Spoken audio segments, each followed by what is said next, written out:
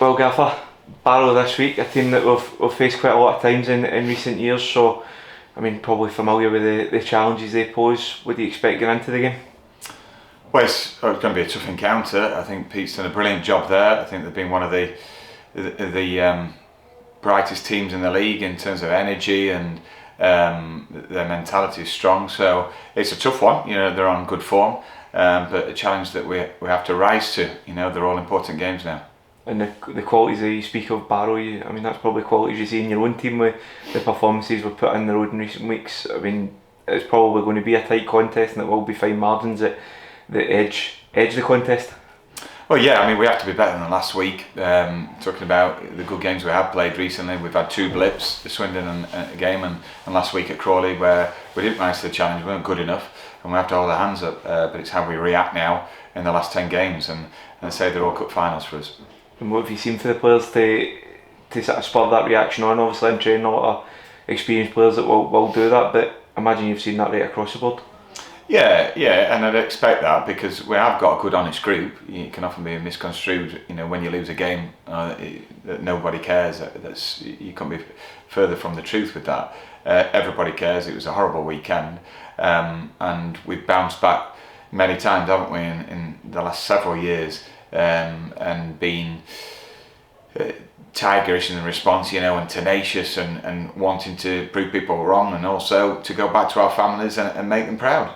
And how important is it to make sure the players' belief isn't impacted by that? Because one result doesn't define a team, and there has been a lot of good performances in there that it is just a case of trying to improve on the sort of positives from Doncaster and try to build on from that.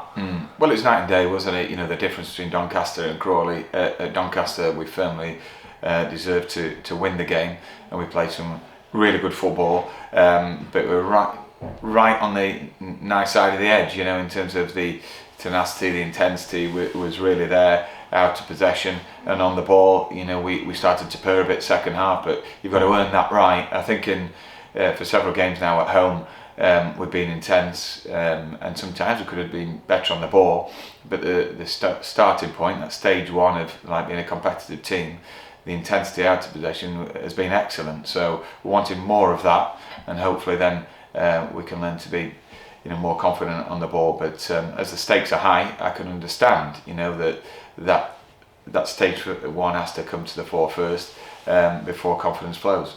Yeah, and there's been a lot of building blocks with 10 games to go. You want to end the season as strongly as possible, but the building blocks are there. So do you believe that a home match to kick us off with these final 10 games is important to sort of build momentum?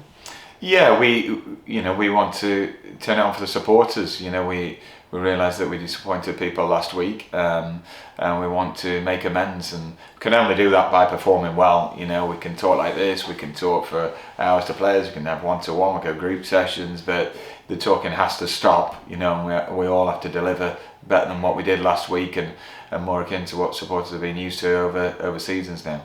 And a big loss for us will be Toby Sims. I mean, naturally with the sending off, it's unlucky for him, but somebody else has a chance now to come in and trying to make a place in the team their own. I mean, there's a couple of options in there as well that could slot into that right back position. It's 2 or 3 options, so it's lucky for me really that we've got really good pros ready to step in, and we'll make our mind up the next couple of days obviously, but it's just one of those things, with Toby, that he's a really passionate performer, and sometimes you're very close to the edge, and an overspill of emotions has cost him on that moment. But it's happened to so many good pros along the way in their careers, and he'll bounce back, that's for sure. We love Toby, he'll be here next year and beyond. And finally, how's the squad looking at getting into the game? Can we expect any changes through injury, or is it a clean bill of health almost? There's 1 or 2, that are walking wounded a little bit, close to the weekend now, so we'll have to have a late fitness test on a couple of the attacking players, but we'll see how they go.